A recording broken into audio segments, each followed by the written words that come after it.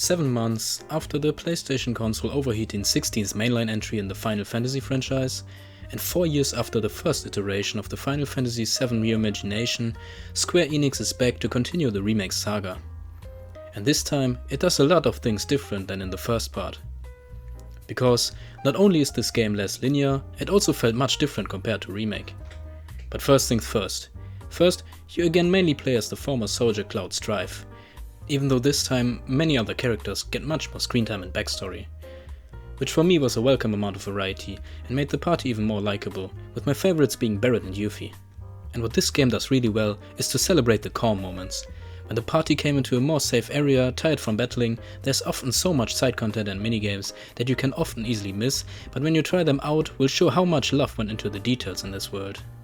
For example, I remember a side quest where you had to lure chickens back to their owner with a food container. That when I played it first, made me question what I'm doing with my life. But when I realized the fact they implemented an entire game mechanic for a side quest, I appreciated this moment much more and was glad I didn't just skip it. But even though the huge variety of side content was a big positive in general for me, there also was one big problem with it. Because one of the things that defines the side content and minigames is that it is completely optional. And in this game, that is not always the case. And that was quite annoying sometimes. For example, there's a point in the story in one of the calmer moments in the game where you are forced to participate in like 5 to 6 minigames just to obtain outfits for every single one of your party members so they are allowed to enter the beach. And in addition to those moments, the worst thing about this game is the addition of the Ubisoft-like checklist open world. I mean, I'm all in for exploration in a game like this, especially if it is this beautiful, but that you have to activate a tower to reveal more activities and map markers for tasks with little to no variety that are not even fun is just horrible. Coming to the gameplay, in this game you have an even bigger variety of playstyles, with my favorites again being Barret with his several fire modes for his gun arm, and the ninja girl Yuffie that has a nice balance between range and close combat and is also very agile. You again also have the ability to tweak every character's moveset with the help of materia. And what I utilized much more in Rebirth are the summons that let you call an icon that will aid you in combat for a limited amount of time. But the combat also almost made me quit the game early on, because to me it felt very unsatisfying in the beginning. What I mean is that on the surface you have an action RPG with fast-paced combat, dodges and blocks, but in contrast to most action RPGs it never really felt like you would get into a flow, and with a group of enemies I often found myself being overwhelmed.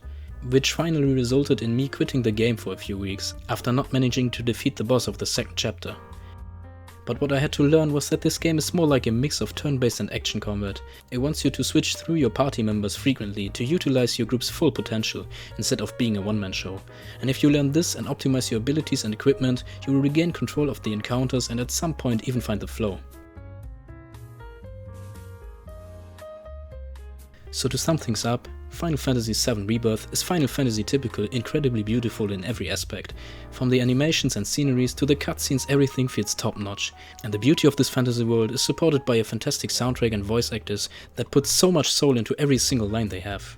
But in contrast to the way more linear first part, Rebirth added annoying unnecessary open world checklists that completely fell out of place. But besides that, the world was overflowing with charm and the side quests and minigames felt very well thought out. So if you are looking for an action JRPG with a combat system that takes some time to get used to, but will give you 30 to 50 hours of high quality entertainment, Final Fantasy VII Rebirth is probably your best option in 2024. If you watched until now, thank you for that. Maybe consider liking and subscribing if you don't want to miss any future videos. And I hope to see you next time.